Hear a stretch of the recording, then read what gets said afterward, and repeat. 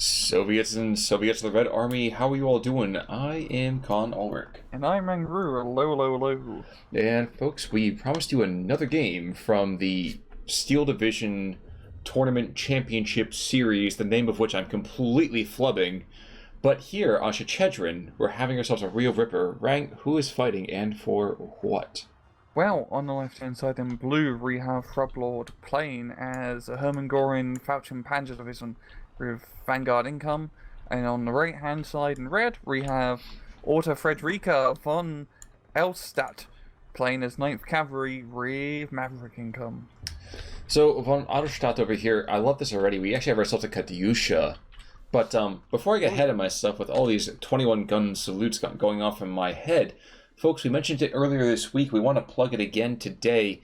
The second season of the SD2 League is coming up and coming up fast. But if you want to get part of it, trust me, there's still time. Just click the link in the description below either one of our videos. It's going to take you to a form. You're going to sign up for it. And you know what? You're going to have a great time. We welcome all skill levels, welcome all kind of perspectives. I mean, if you want to go and do an L6 rush, well, Gonzo, you sign right up too. And guys, we'd love to see you guys come out for it. The first season was a great success. Hopefully the second one will be just as much so, but we need you to do it. Yeah. And so help me God, I actually just did the whole Kaiser, or not Kaiser, but the Lord Kitchener pointing at my computer screen. Too bad we don't have webcam. Oh man, I have a webcam, but I should really actually use it at some point for one of these. You guys, let me know if you have to edit every something you wanted to do. But anyway, Herman Goerring, always kind of one of those guilty pleasures. Von Eylstadt over here with the 9th. Kind of standard, Kazakh opening stuff. But yeah. I love this early Katyusha. I really do. It's so ballsy. You never see an A-phase Katyusha, but is he going to try and shoot the road? No, he's shooting for the head. Yeah. I would have aimed a little bit further forward. There we go. Yeah, exactly. Yeah. Because you got to know he's not going to be able to get the troops there in time. Yeah, I think he's trying to time it correctly, but just resetting the Katyusha before it shoots until you can time it right. Because it does take a long time to aim shed rocket artillery. Excuse me. Well, worst comes to worst. Oh, wow, 15-9. Yeah, that freaking... Oh, my God, the Jeeps are just so broken sometimes. Yep, just, Need for Speed, underground speed, I swear. Yeah. Getting them into great position early on. I mean, down south in the town, you got the Manchikis, up north as well. And also, yeah, just pretty good opener here from Ort. Yes, indeed, and the first rockets will start coming out, and while I don't really hear any French, La Marseillaise going here, there will certainly be an excellent opening to this whole 1812 kind of moment. Meanwhile, in the north, we have ourselves a bit of a flame war. Ogdemachiki going up against those Flammenwerfer troops. And, this Katyusha could have been so perfect, and we kept monkeying with it to the point that now we're firing. Might catch a couple of Grenadier Pioneers, but that's about it. Yeah. There we go. Here comes the fireworks, and it does alright. True. It is alright. It definitely blows a hole in that earlier defense. Now, there is one MG42 and a PaK-38. Wow, okay, so we have a couple T-34s in there as well. Who's got the advantage with this right now? I'm not entirely sure. Down south, I'd definitely give it to Ort. Just that T-34 purse can definitely do quite a lot of damage. The PaK-38 isn't in the best position, line of sight rise, but at the same time, Frubblord has two of his own T-34s being brought in. So, all in all, some T-34s are going to die. Indeed, that you speak the true. To the north, well, it looks like the Flammenwerfer troops are a little bit more feisty than their Russian counterparts. Of course, might be helped out by the fact they have a couple of MG42 sitting in support. But the northern side, there's no need to really be too aggressive. We actually see a bunch of Russian infantry in the saddle between the two hills, which is an interesting call to leave them there. Yeah, that's a bit silly. Yeah, that's a polite way of putting it. And we're going to see the T-34s are going to run afoul of each other. Who shoots first? I don't know, but we have some weird sightlines opening up and closing and opening up and closing. Yeah. It's funny how the 42 model, the T-34 is better than the 43, because the 43s have worse armor production. It is for, like, make them cheaper to produce and whatnot. But anyway, the Soviets doing okay-ish. One thing I didn't see is I did not see that airplane come in. I just saw bombs explode on the ground, and I was like, what the deuce is going on? Frubblord, by the way, not to be outdone, brings in 3 more T-34s. I'm going to guess we see a tank column coming in. Nope, just Kazakhs. Never mind. No, yeah. But yeah, Frubblord's infantry actually doing a pretty good job clearing out the Kazakis. Kazakis aren't exactly great, to be entirely honest. Not a lot of guys in the squad. They actually got a little bit of extra SMGs compared to a regular strokey squad. But you lose 3 guys, which is kind of a big deal. That is certainly true. I will say, though, that I feel like for what you pay for them, they still are quite solid. Yeah, for 20 points are not bad. I mean, it's nice that they do have the anti-tank rifle. That's really the cool thing about them. But True. In terms of, like, close-range infantry fighting, I mean, you kind of want Kazaki SVTs or Kazaki SMG squads. Now, unfortunately, it doesn't look like Fredericka over here has built his deck that particular fashion, or her deck, but I think it's a he. Now, one thing else to mention, we do ourselves an MCHA, but we also have a Valentine, which will finally be to the front line by Valentine's Day, especially, look at where he's deploying him. Where's he going? Jesus Christ, don't attack move with it. What are you doing? Well, what I would also say is that we have an ME-410 just kind of sitting high cover, which I think is a good call, especially after seeing that Soviet air power coming in. That could have been very, very bad if we see another airstrike coming in now. What did I just miss? Killed a Katyusha down south with the 4. Oh, he just did. Oh my god. He just Jesus. Brutal. And with that, it's 13-11 the other direction. Wow. Yeah, there's a lot of angry Germans in the town now, as well as a lot of angry Russians, and the Russians are all in the middle of the road, which is not probably the best place for them to be staying in. Yeah, my mother always said, never play in the middle of the road, and definitely don't shoot Germans in the middle of the road either. Especially when there's tank traffic. I think she had a different lesson in mind, but I think it's probably true. Yeah. But yes, the German T-34s, the Boita stuff, is definitely giving the boot over here to the Soviets. Yeah, it's just...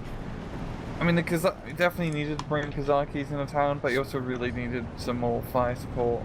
And the Sherman's kind of taken forever and a half to get to the front line. And same with the Valentine, because he's attack moving them instead of fast moving, which is kind of an issue. True. Checking out other things around the map, MCHA up to the north getting pounded by either first this Jagdpanzer or this Pak-38, and the Pak-38 gets a kill at the end of it all.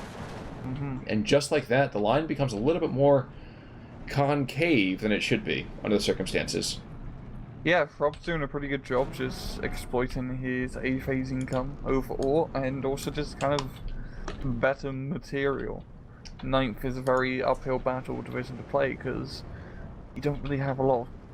You have like cool toys, but they're not great toys. They're just, guys who are like smaller squads and regular guys, but with a little bit more veterancy. True. Now, one thing that is surprising to me is that we actually have not seen the Germans aggress across the saddle. Oh, yeah. We're slowly starting to see that now. A bit of a resurgent infantry push to clear out this forest, and that should be happening pretty quickly. Especially with the Pantogrens in close support. Yep. Here's the Kazakh PPSHs you were talking about before. That would have been fun to have. Regrettably, not the case. Yeah, but that's just a lot of T-34s from Frubblords in the town. And that's just a pain in the ass to deal with playing cavalry, because even just like T-34s can be kind of a nuisance. As, like, you got Shermans, which are alright, but they're just kind of alright against armored tanks like that. It's a pretty even fight. Well, slightly skewed towards the Sherman because of 50 cal and stabilizers. Oh man, it's been a while since we mentioned the stabilizers. Right. Worth noting, we do have a 900 kilograms worth of bombs going down to this actual town, and here we go. A little underwhelming. Expected a little more bang for that buck there. Worth noting as well that a ground attack plane has been taken out on the German side by an LA-7. I think that was the G2. The J87. Yes, I think you're right. I honestly just saw the ending of that tiny little scrum that was going on. To the north, in the meantime, though, it looks like, I think Frubblord is getting himself preparing for something happening up here. Yeah, I think he's going to start aggressing more efficiently. Mm-hmm. Yeah, we got... Yeah. Sorry, please, sir? Yeah, we just got those 37mm Placar tracks, providing some long-range firepower. And look, his T-34 is flanking all the way up north. And that's true, but this other T-34 sitting in defilade still. Yeah. He's got the first shot as well. Track's broken. Even if he goes down... Even if he goes down, if he can buy one kill with his life, that's more than fine. Yep. Yeah. Paid himself off. Yeah. He might pay himself off even more. Well, that's one thing again, especially with Herman Goerring, I feel like you have to be fairly efficient with what goes on here because your stuff is just not... You don't have oodles of it, you just have a lot of fun stuff. Yeah. Yeah, your tanks is pretty interesting because really your tanks are more anti-tank. You just spam the Yak Panzers that you have. Just by God, you can get a lot of Yak Panzers, and I'm not gonna complain. The Yak Panzers are really good vehicles. They're like Panthers, but with worse guns and less machine guns and no turret. But you know, just like Panthers. You have a very strange sense of what a Panther looks like these days. I know, right? We do have that one T-34-76 is just fearlessly charging around the flanks, his own private version of the Light Brigade. And the saddle has gone over here to the Germans, and the Tu-2S, he's going after those poor infantry. The PBIs are going to get hit pretty damn hard. You know where it helped down south for Ort? Stuff. Artillery. Oh, that's true. Well, he used to have a Katyusha. He used to, but the Katyusha kind of disappeared in a tragic accident. Tragic blimp accident over the Rose Bowl last week. But yeah, I mean, I always see it's a lot of town fights is like just one or two mortars can make a huge difference. Just small 81, 82mm, so bloody powerful. Pack tracks are getting a little bit pounded here. Sorry, sir. No, yeah, it was... Oh god, that T-34 was actually kind of made it, but he ran into a Yak Panzer, which is not ideal for a tank of his stature. No, sir. Now, one thing that's keeping, I would say, Fredericka von Eylstadt over here, even remotely in this game, are these bombing runs. Even though they've been a little bit underwhelming, and now getting the Gepards out as well, the 3-star Gepards, kept him even remotely, I think, competitive here. Yeah, just a little bit of extra firepower from above. We are seeing the SVT Kazakhs as well as the PPSH are starting to come out in full force. Question is, of course, should he have reversed the order of those cars? Should it have been SVTs and PPSHs first, or what? What do you think? I think in this Maverick income deck, it's probably better to take the B-Phase SVT card because it's 24 per card instead of 12. You only get one card of them, so, and also considering B-Phase income, it's probably a better idea. And honestly, with 9th Cavalry, like those SVT cards are really all like big firepower infantry that you get, and you only get one card of them, so you really gotta make it count. Fair enough. Now, 2 more Jagdpanzers being brought on in to the south. One thing that's interesting to me is whenever you see a German division in this game up in numbers, it never heralds anything really that good for their opposing nation. Because, you know, pound for pound, yes, semi-automatic rifles are fantastic, but would you say, on average, the German infantry is better, the worse, or the same in this case? Oh, that's a good one. I'm just thinking in terms of like regular infantry, and I would have to say, yeah, the like Panzer Grenadiers have much more firepower compared to like a strokey squad, but the Russians, like, having those anti-tank rifles embedded in infantry squads is really what makes the Russian infantry competitive in its own right. While the German infantry is definitely a bit more anti-infantry focused. And also because, like, submachine guns kind of suck, and Russians really rely on a lot of SMG squads. Well, the one thing that's kind of always struck me as interesting is that I would say that the Allied stuff tends to be more durable. If that makes they got any more sense. Numbers. Yeah. Like, on average, yeah. Yeah. Worth noting as well, we have seen that Frubblord over here is playing with a significant amount of command chaining. He has a commander down to the south that's been kind of calling up and definitely make all of his frontline troops looking rather sexy. Question is, will this T-34 survive? Broken tracks. Jeez, there's so much air power here on the southern side. Yeah, it's good use of 9th Cavalry in that regard, because we really got to exploit the air power advantage. But I do like how Ort is starting to get a bit of a foothold back into the town. He's still got many city blocks that he's going to have to fight over, but he's pushing in, and he's pushing in hard. Yes, he is for the moment, but we still have the Jagdpanzers are coming up, slowly kind of positioning themselves to be deadly in that street fighting, and if it's one place you do not want to be engaging these tank destroyers, it's in a street-to-street fight. Yeah. Yeah, especially along a long, narrow street with nowhere to really be flanked. That's true. I can practically hear the whistle from, like, the good, the bad, and the ugly right about now. It's like...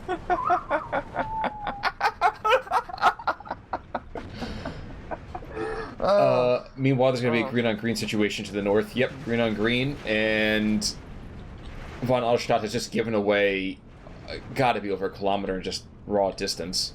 Yeah. Interesting decision there. Almost as bad as to the south of that, we're going to be seeing, the Russians have been thrust back in the north completely. I look away for a couple of seconds, and there is barely anything red. Yeah, it's just kind of, another tragic accident up north has happened. Just all the Russian stuff has disappeared. Well, you know what? They're just going back underground as the Ho Chi Minh Trail. They'll come out someplace else, I'm sure. In the meantime, though, we are going to see all these Valkyries being brought on in. And while Valkyries by themselves are not, the thing I'm going to be like, yeah, Valkyries are amazing. I mean, under the circumstances, they should be enough to hold the line. Yeah, they got some SCGs, which is better than no SCGs, so True. Statistically they're not that bad. True. And they, of course, have the anti-tank grenades, and I think we're going to see some people playing softball in just a moment here. It's so funny using putting a Valentine in a town to begin with. Like, it's so slow, it has no machine gun, barely any high explosive shells that do terrible damage. I mean, I guess he's taking the infantry support tank thing to heart. In this case, he has absolutely no HE shells, so he's running around with 35 AP shells, desperate to get something off before he dies, because he knows his time is limited. But look, the Valkyries run faster than the Valentine tank. Of course they are, dude. They gotta pick all the brave guys off the battlefield. That's how this works. I really want to see him to kill Jagdpanzer. He goes, he shoots, but... No, he doesn't get the shot off, did he, or no? I'm not sure. He got one shot off, I think. Maybe. Northern Jagdpanzer, in the meantime, is turning this other Russian approach into just awful over here. Yeah. Ugh. That's rough. On all fronts, the Russians are getting thrust back to the east. A new wave of Kazakh SVTs. So, this sounds silly perhaps, but losing the Katyusha feels to me like that was a massive, massive loss down here. If you put any kind of ammunition back in that Katyusha, this German push is stillborn. Yeah, it definitely would have helped out quite a bit. I mean, losing that Katyusha was very silly. He really should have kept it back at base and got a supply truck. But, yeah, it's going to be a GG for Frubblord taking the victory. Interesting picture over here from both guys. You want to check out their pictures? Yeah. Bloody Reeves. Yeah. Very, very kawaii. Frubblord, in the meantime, so his infantry, the infantry were kings in this battlefield. Jesus. Gärtner paying himself 6 times over. Kantka over here as well. even the Pioneers. Mm-hmm. Yeah, like, German infantry is pretty damn good, and see, like, 9th is a really bad division, unfortunately. I want it to be a good division because it's cool, because it's a light infantry Cossack division, but your infantry is kind of meh. Your tanks are really meh. Your anti-tanks is also extremely meh. It's just a very meh, just doesn't really work, unfortunately. And we've seen this time and time again with 9th Cavalry, always bloody loses. And honestly, usually not completely a fault of the player, maybe a fault for picking them, but the division just does not hold up well. Indeed. In like a proper like stand-up fight. And SC2 has a lot of proper stand-up head-to-head fights. Well, it's not as easy anymore just to kind of go and play this standoff kind of long-range thing. Mm-hmm. If that were the case, maybe the Cossacks would be more worthwhile, but yeah, it's tough. It's a very tough division to play because like not being able to easily or having like good counters to heck even just Tiger tanks with like Zis-2 guns, cluster bombers, etc. really hinders your ability because tanks can be a real pain in the ass. That is definitely true. Mm-hmm. Any final thoughts though?